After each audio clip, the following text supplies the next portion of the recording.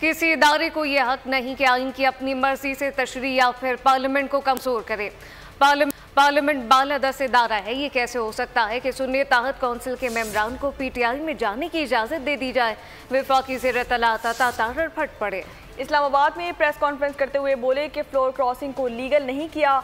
Election commission के form से लेकर पार्लियामेंट में बयान हल्फी समेत सब खत्म कर दिया।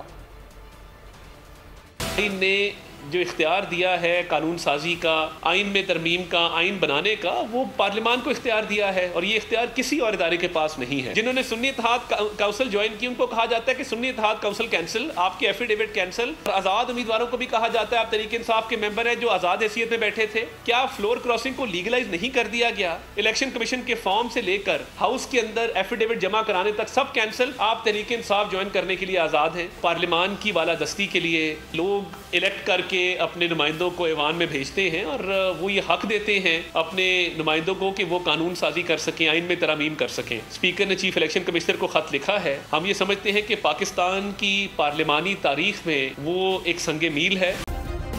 सब्सक्राइब करें और बेल दबाएं ताकि कोई खबर रह न जाए।